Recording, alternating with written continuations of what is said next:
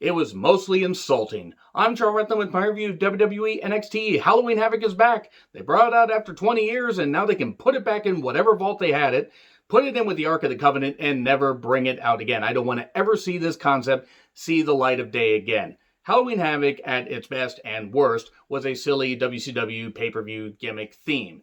You know, you had the big old pumpkin and everything with the gargoyle holding it and stuff like that, and silly costumes, spin the wheel, make the deal, silly gimmick matches, the sets, everything. I recognize that. And they did some of the stuff here, and then they did a lot more of it, and then they did so much of it and mixed it with a whole bunch of horror movie cliches, and Ghostface from Scream, hence why I wore this, and a whole bunch of other stuff. They threw it in a blender and threw it at the goddamn screen.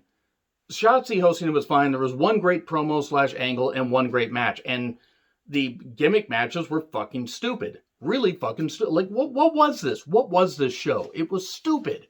To me, it was stupid. Let me know what you guys thought in the comments. Spoopy intro with cheesy graphics and a voiceover and everything. Shotzi is howling while in an electric chair and using a saw. Shotzi, at times, yes, was a bit overly ridiculous. But you know what? I like Shotzi's energy. She seemed to be having fun. I'm not going to fault her for having fun here. Vic is Waldo, and Wade was Bad News Barrett, so all he had to do was get his big, throbbing gavel out and, slam people with it. Man Mountain Rock, or at least a cosplayer dressed like Man Mountain Rock, played Damian Priest of the Ring. Johnny deflates the pumpkin. What a heel. Spin the wheel, make the deal, Devil's Playground match, anything goes. That's basically what it is. So, North American Championship.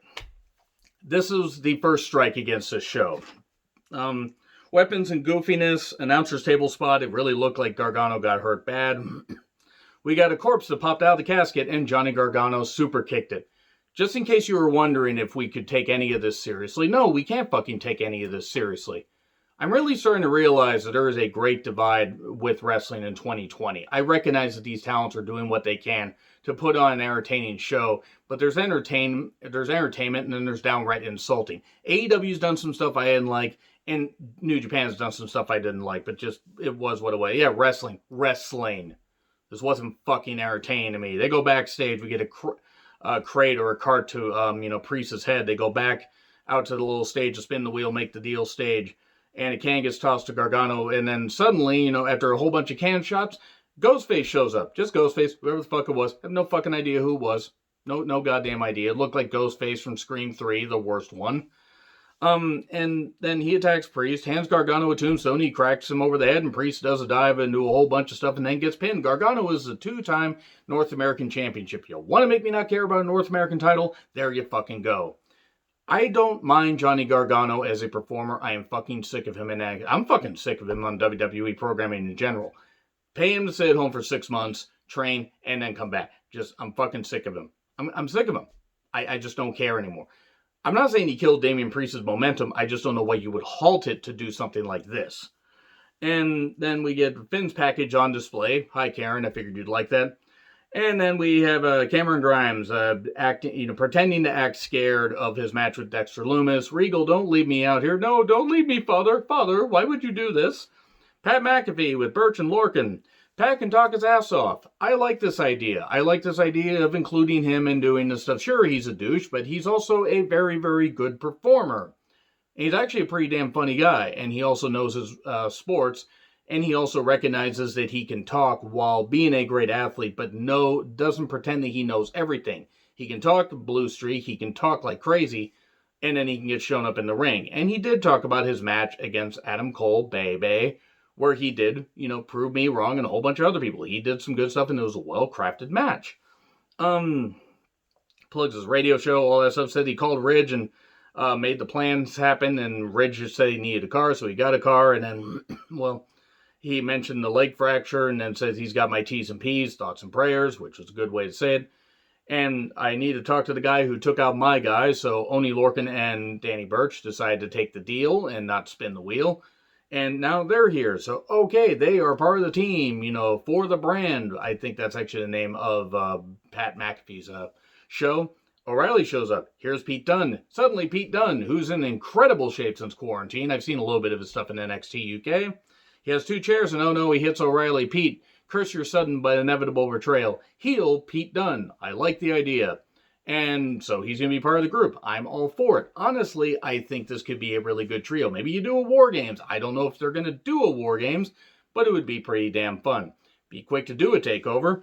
But anyway, DDT on the chair. I'm on board with this. I'm on board with it. I'm not saying that you can overexpose Pat McAfee, but this was a good piece of business. This was a way to lock fans in. He insulted the fans. He did some good shit here. And then Grimes is in the parking lot. And then we have a van with a corpse and some guy in the passenger seat. I'm sorry, the corpse was actually Michael Hayes, who looks like he ate the goddamn Freebirds. I hate this. And Grimes also said, I hate rednecks. I mean, I got nothing against rednecks. Just, why? What is it? Why? Why was, and you know what? I don't even want to know why the van was filled with smoke. Escobar versus Jake Atlas. Look, both these guys are good athletes. I don't give a shit about this feud. Nothing against it. These guys are good performers. I just don't care about the feud. I've been given no reason to care about the Lego del Phantasm character or gimmick and everything. And I mean, nothing. Wild, Mendoza, and Escobar are very good performers. I met Wild at a few indie shows when he was DJZ. He's a very, very good performer. I just don't like these gimmicks. And he beats Atlas eventually after, the goons basically use a loaded mask and everything, and Escobar gets the victory. And then Ember Moon has a package where she puts over Dakota, and then Shotzi howls again and talks about the haunted house of terror. Okay, so let me tell you right now about this. Whoever put this together deserves to be slapped repeatedly. Slapped repeatedly. And I don't care with what. I mean, just something. If it's Bruce Pritchard, run him into a goddamn swamp filled with gators and let's see nature take its course. Something. Because whoever came up with this is worse than the goddamn thing with Bray and Orton, not the Fun House, but not House of Terror. You know what the fuck I'm saying? Where they fought at Backlash 2017, or maybe it was Extreme Rules. It was the one where they fought in the dilapidated house and everything. I'm drawing a blank on this. But it was that goddamn, remember that goddamn stupid match after Orton had stupidly beaten Bray Wyatt at Mania 33. It was goddamn. This was worse. It was cinematic. It was an homage to slashers. I think Loomis versus Grimes. This has made it where I may just actually institute my own rule and just skip everything these guys do. This was insulting. This was fucking insulting. It was badly shot, badly produced. Grimes was acting like, he was all scared of everything and everything. We get a shower scene where there's this corpse that pops out. I don't know who this is for. I don't know who this is for. If you found this entertaining, by the way, all the best to you. I don't know. I just don't know who this is for. I don't. This is stupid. Zombies chase him out, and then Loomis is in a van, and then Grimes starts running, seemingly back to the arena. Apparently, the house is just down the block. It's like the movie. No, this is better than Attack the Block, because I could understand what the fuck everybody was saying. This was insulting. This was fucking insulting. It's not done, though. Then we get Ria Ripley versus Raquel Gonzalez. Finally, something good. The best match on the goddamn show. One of the best matches of the year. The women have been fucking killing it in WWE, in a couple of the matches in AEW, and some on Primetime Live. There has been some really good women's wrestling going on around the world. And these two big, powerful women, Raquel Gonzalez, a little bit taller than Rhea. Rhea, to me, is the biggest goddamn star of these two, though Raquel is very good herself. It was a slugfest. It was great. The gory special, variation, that was really nice by Raquel. The Prism, the reverse cloverleaf toss off the top by Raquel. Riptide for 3. The match was perfect. It was laid out well. The strikes and everything. And the fact that Rhea's so good at selling. Rhea is going to be a goddamn star for years to come. And Raquel certainly proved her worth here. I mean, absolutely showing up and working with Rhea. And it was a great women's match. It was a great match in general. It was a great match between two talented women. And Rhea is if Rhea does not main event a WrestleMania in the next 3 to 5 years, I'll be amazed.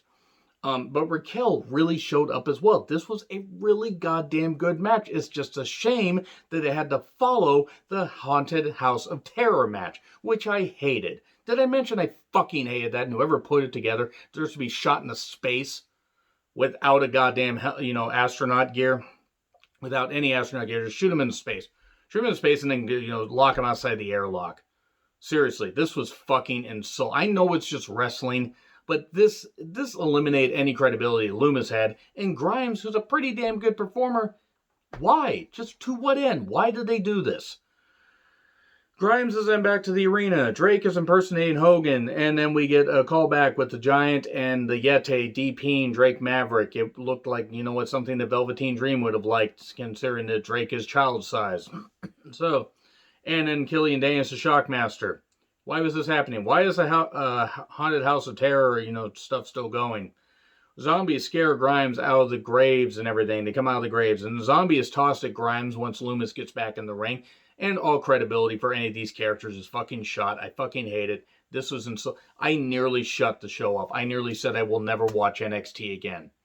If you think Triple H is the goddamn savior, I got news for you. He ain't the fucking savior. This was fucking stupid. Fucking rotten.